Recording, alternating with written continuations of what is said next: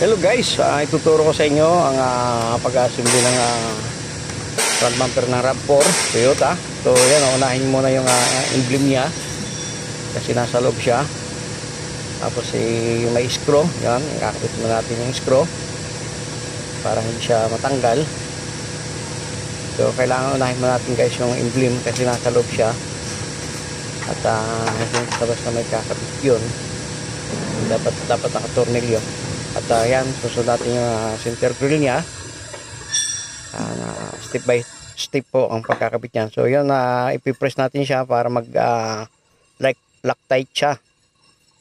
Kasi pag hindi mo siya na-press, baka possible na matanggal uli. So may lock tight yan. Kailangan mo siyang i-press maigi. Tapos yung molding niya doon sa upper grill niya, upper bumper niya, left and right meron yan.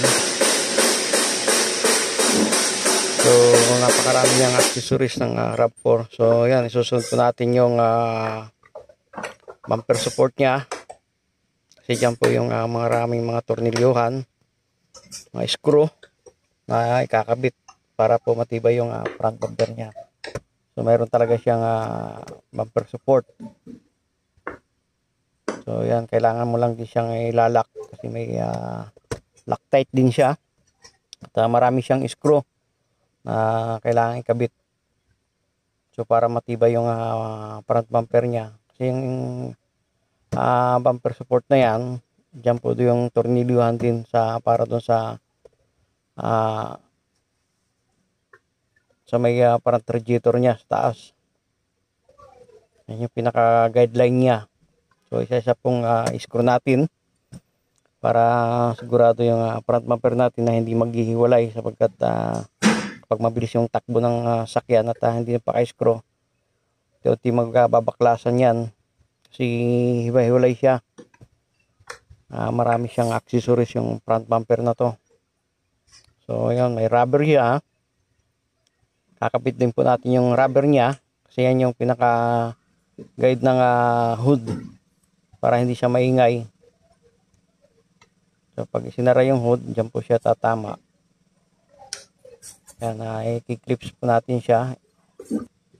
Yun, at kapag naikabit na yon, kabit na rin natin yung lower grill niya. So kailangan din siyang ilalak para hindi siya mag-hiwalay. Sikapin natin ma-press yung lock tight niya para sigurado. Do-double check po natin ang pagkakabit niyan. Nakalock talaga siyang maigi. Kailangan naka-press maigi. Siguraduhin nakalock siya para hindi po maghiwa-hiwalay yung bumper na yan. So may lock din yan na nilalagay. So hindi lang yan, mayroon pang isang yan, yung deflector niya. Ayan, kakabit din natin yung deflector niya doon sa extension niya sa ilalim ng bumper. So yan din po, may mga lock din yan na kailangan natin i-press. I-press mo lang siya para mag-lock at tutornilyohan natin ng screw. Isa po natin lagyan ng screw para sigurado tayong hindi maghiwa-hiwala yung bumper natin. So ganyan po yung kasalimuot yung bumper na yan. So ayan po yung sa pag-lamp niyan, kabit din natin pag-lamp cover niya. Left and right din yan, meron. Kailangan kapit natin. Napakasimple lang din naman ng pag-assemble nito. Step by step nga lang. Yun. At yun guys, ayan, tapos na. At meron din sa tuhok niya na cover, kakabit lang. Pagkatapos yun, ready to fix na sa harapan ng sakyan. So yan muna, kailangan mo muna siyang asimbulin yung front bumper na yan.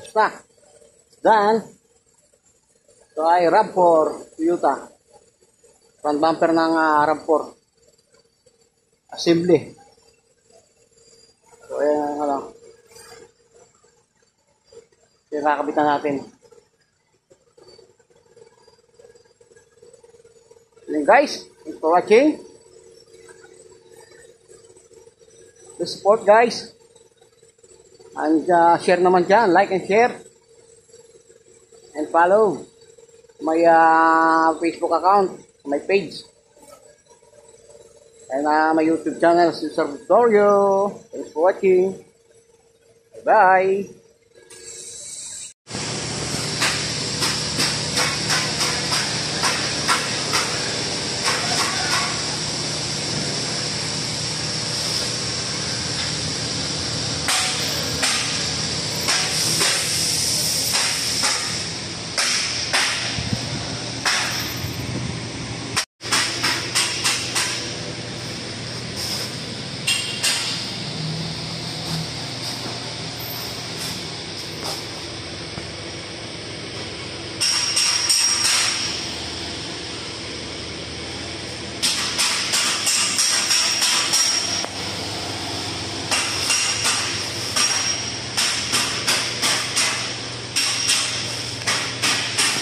Thanks for watching guys. God bless to all. Don't forget to like and share. Thanks for all your support guys. Thanks for watching. Bye bye. God bless.